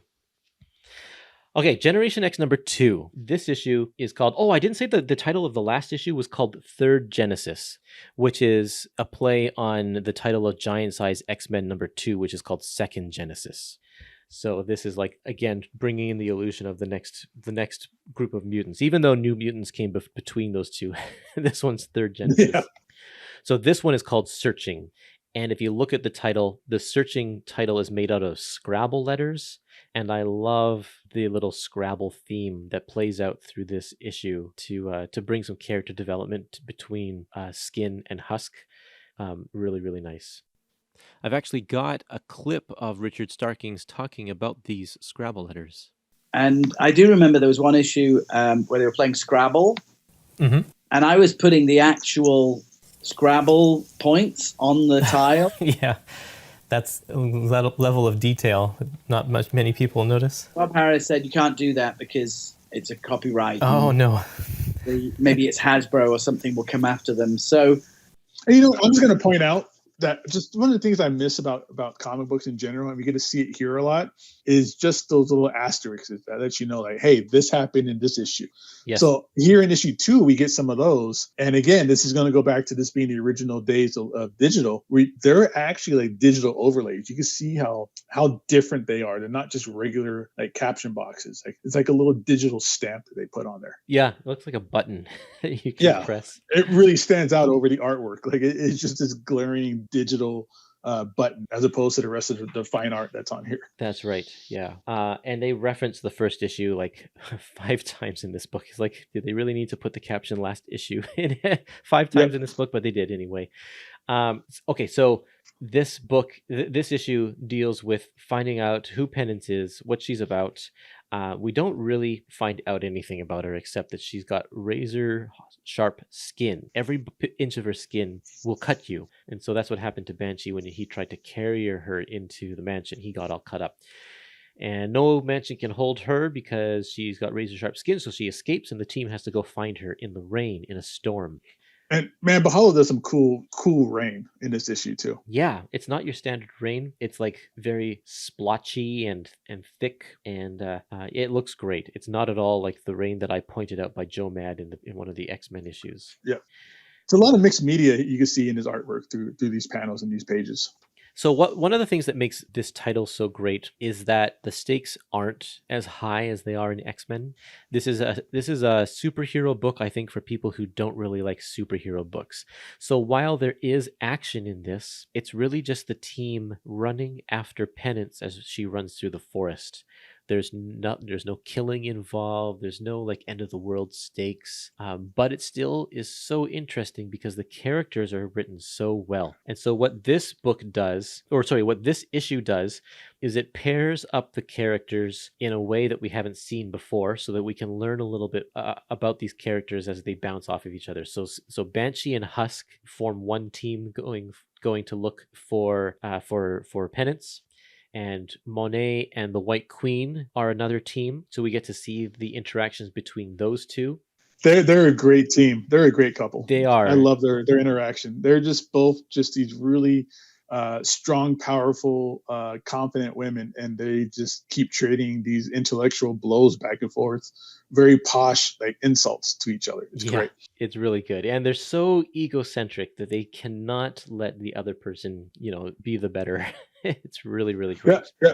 And then Banshee and Husk, their interaction's really good because you get a lot of good development with Husk on here because this is where you see her trying to be a little too eager to impress and to be like a leader, and she's saying the wrong things and making the wrong strategy moves and things like that. But you also get to see Banshee in that headmaster role and teaching.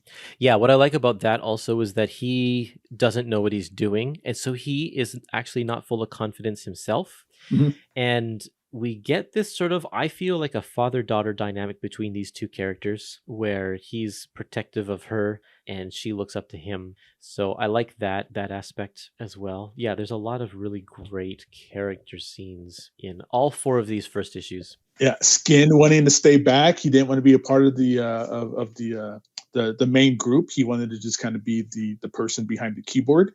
Yeah, and his reasoning is great.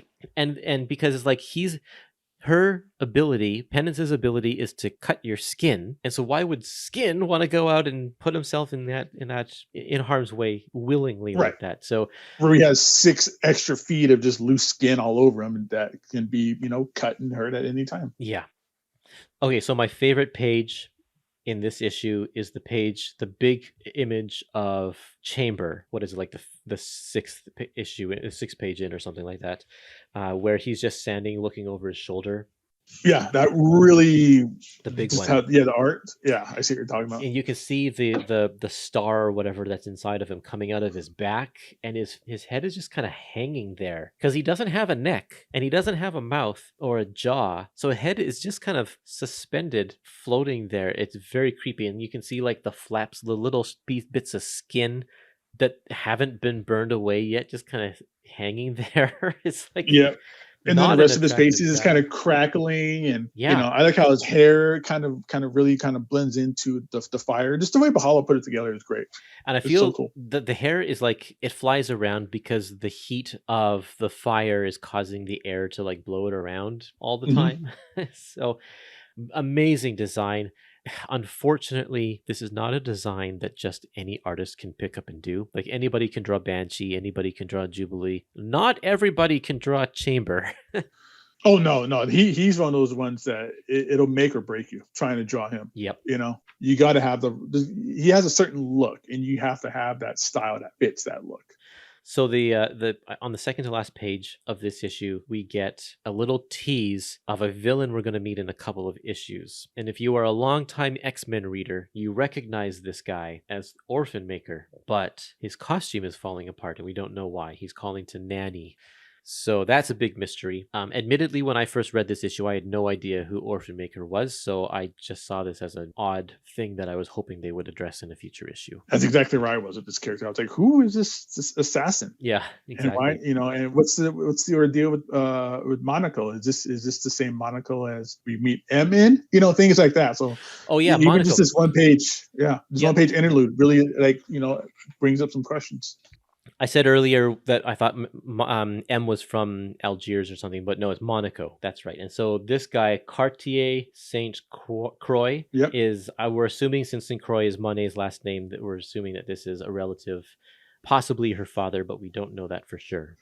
Okay, moving on to issue number 3. This one's called Dead Silence. And this is a great issue because we get to learn more about Penance. Not really. We don't really get to learn more about her, but we learn a little bit about the way she thinks. And so while she is wild and feral, she still has strategy. We saw that in the last issue because she burrowed underground and pulled Paige into it. But in this issue, she's got one of her razor-sharp fingers on Banshee's tongue so he can't use her power. Obviously, she's been paying attention to what he can do and has figured out a way to counter that in order to protect herself. So that's a very, very cool thing. We get more interactions with these characters like Everett and Jubilee get teamed up. And then there's the fantastic scene at the very end where Jonathan comes in and is the one who can calm down Penance. Really, really great. A great scene that has minimal words because he doesn't need to say anything to Penance to make her understand that he understands where she's at. Right. They both share some kind of trauma, and they could feel that within one another. Yeah, very cool. And that plays out through the rest of the series too. Yeah. Their relationship and whatnot. So you kind of see it spark off here. But this is a great issue. This is so much fun. Yeah, there's a lot of action in this one as well. In fact, this is the one at the very beginning of this issue, Husk transforms into stone. She pulls off her skin. She's got stone underneath. And they waited for the third issue to show us like Paige's actual real power, not just pulling off a layer of skin, but the transformation underneath. Like that's something that I figured they should show off in the first issue, but they didn't even show it off in the second. They waited till now. And we're actually not going to see that again in issue 4. We'll see it in the Age of Apocalypse, but it's going to be a little while before she pulls off her skin again to show us something like this underneath. I'm surprised they don't do that more often. That's such a cool power for her to have.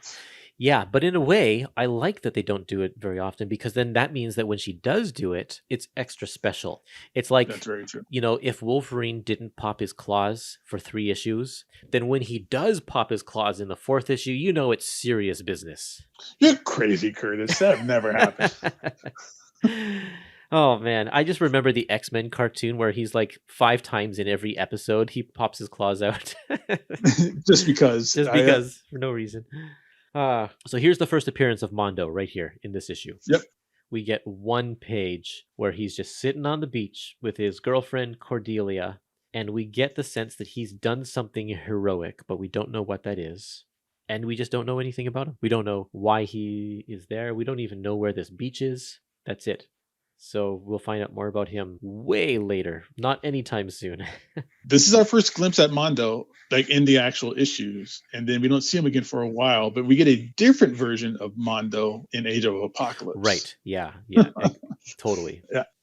And then also through this issue too, Curtis, we get a lot of like fun and to get a good look at how Sync's powers kind of work. Yeah, it's true. And I like how they give him this. We've seen it before, but you really see it here. This kind of a rainbow, kind of like rubber band thing. That's his aura. Yep. So there's actually some kind of a visual to his power, as opposed to just saying, "Oh yeah, I'm copying your power." You can actually see his power of him copying it happening, with this rainbow aura that they have on him, which is great. It's very cool, and it's something that I think we wouldn't have seen if it weren't for the digital era. Like, it's such a computer-specific design. In fact, we didn't even see it in the Phalanx Covenant at all. So, yeah. No, and that's why I like that they did it, because now you have a visual to his power. Yeah. This page also has another one-page little tease about Orphan Maker. And on this page here in the bottom row, we can see Nanny has also shed her typical egg outfit. It's just sitting there in the front yard.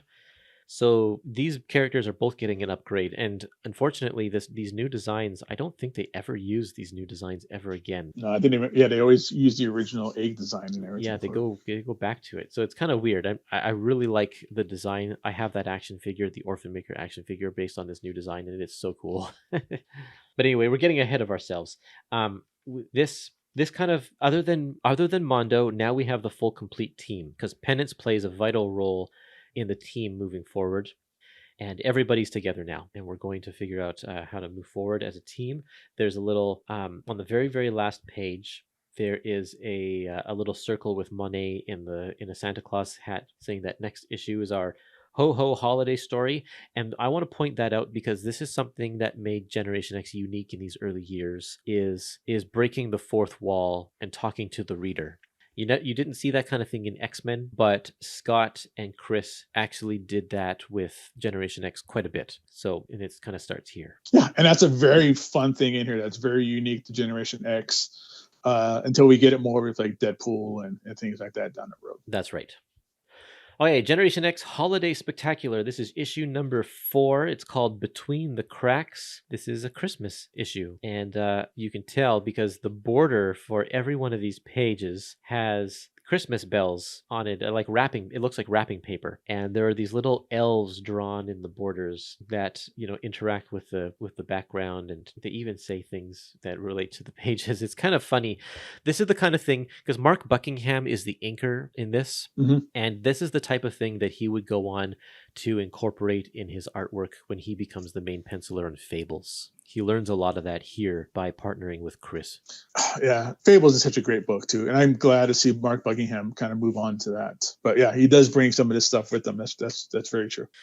This issue, man, this issue was so good. It's a standalone issue about this boy who's kind of taken a classroom hostage. He's deformed. He's a mutant. He looks very ugly. All he wants, though, is his teacher to teach him. But for some reason, he's ended up in this hostage situation that's spiraling out of control. And Generation X happened to be passing by, and Sink uses his powers to determine where the mutant is, and he finds out that the mutant aura is actually coming from this ice cream truck, and it's contained and inside is the Orphan Maker.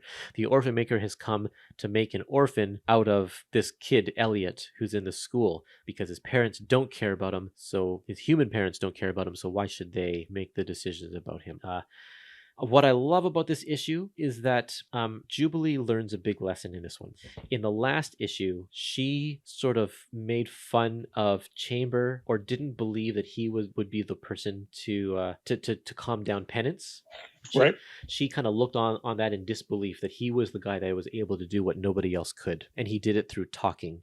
And so now, when Jubilee finds herself in the same situation, she does the same thing. She has immediately learned from that, and she just talks to Elliot and is able to calm him down and save the day.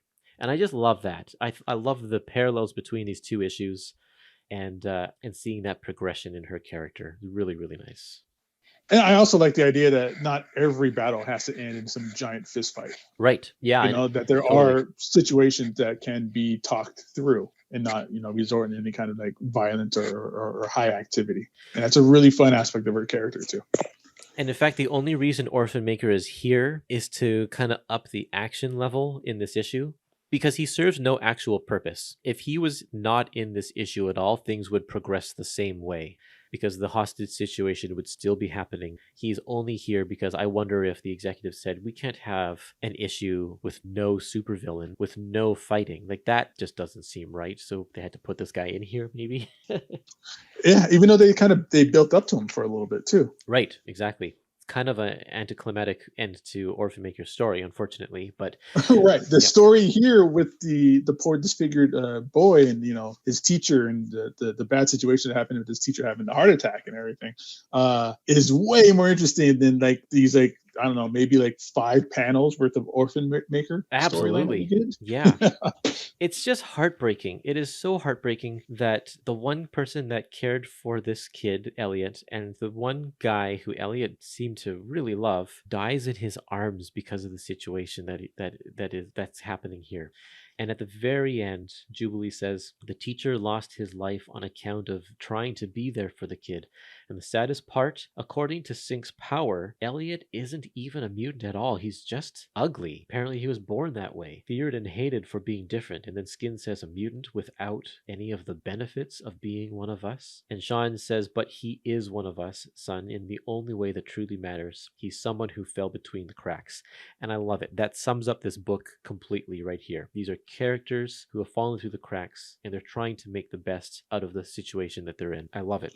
It's also a great tale for a Christmas issue. Yes. It didn't have to be all about like giving presents, or it could have been like some kind of like party at the school, or Secret Santa or something like that. It was a touching story where you learn a couple of lessons, and it has just that overall spirit of giving and overall spirit of understanding that Christmas is kind of built upon. So we get that out of it. Except it's not a happy ending. No, not at all. No. Yeah, it's not a Christmas episode in that sense. Nothing's tied up in a neat package at the end. We don't even know what happens to Elliot. Does he go to jail or juvenile detention or whatever? Or like, how do his parents react to the situation? Hopefully he's okay after this, but who knows? We're gonna have to ask somebody about that one. Yeah, right. Whatever happened to Elliot from Generation X4? Yeah. Okay, so this brings us to the final page, and here's another fourth wall page right here. Jubilee comes up and starts reading the next issue blurb, and it's describing stuff that she has no idea what it's talking about. The M'Kraan crystal, death of Xavier, Generation Next. What is this crap? She says. And then she crumbles it up and starts talking about her own thing. And meanwhile, all of the panels are being crystallized or iced over. And they even give us a little hint in the last panel of the second tier. We see the word, which I'm assuming is Mondo, and that's the thing about this, is like, because of Generation X was actually, there was a lot of lead time between when they first announced it and when the first issue actually came out. And so everybody knew about Mondo, like for the last year, everyone's known about Mondo. But like we said, we only see him once in these first 4 issues on one page. And so to have Jubilee say Mondo here was a big tease, I think, to all of the people who had been following the journey of the origins of Generation X here. And of course, this big ice, what does this mean, Gabe? This is the moment where Professor X was killed, and all of X-Mendom changes as Age of Apocalypse begins. So if you look at any of the last issues of any of the X titles before Age of Apocalypse, everything ends in being crystallized. And usually they work it into the story, but for this one, they've worked it into this fourth wall breaking narrative right here. So it's pretty clever. I love it. Pretty funny. Wow, that brings us to the end of what we're going to talk about today. General thoughts, Gabe, after we've discussed? It's great. I mean, from beginning to end, that this is... I said it before, this is a great epic collection for somebody to grab if you've never read Generation X before, or maybe even never even read the X-Men before, and you want to kind of get a kind of small level, close quarters stories. This is great. You get a complete story with the Phalanx Covenant. You get great introductions to these brand new characters who you never really get to see interact too much, maybe a little bit down the road, like with the main X-Men characters. They all basically exist through Generation X. And then this is just a great time to spend with these characters as they grow and develop and become friends. Because at this point, they don't really like each other. So we're going to get to kind of see that a little bit more going down the road. Yeah. And it's going to be great. It's going to be a fun ride. And I think that if people are hesitant, I don't know, sign up for a free trial on Marvel Unlimited and give it a shot, because it's worth it. I think it's totally worth it. It's especially if you are tired of the huge crossovers, or you're tired of just like another end of the world situation. It's just a refreshing change. It's nice to look at, and it's fun to read. And then we're going to go in the next episode, when we tackle the last half of this book. We're going to go into some really weird places that show that this book can literally go anywhere it wants to. It's not being contained to just school adventures like we saw in the first half of the book. I'm excited for that. Yeah, the rest of this is so good. Can't wait to talk about the next half of it. Great. Well, thanks for joining me today, Gabe, and make sure everybody out there can check out his Omnibros YouTube channel, and check him out on Whatnot to see what he's up to selling these days. But yeah, thanks everybody for tuning in, and we'll see you next time. Adios, everyone.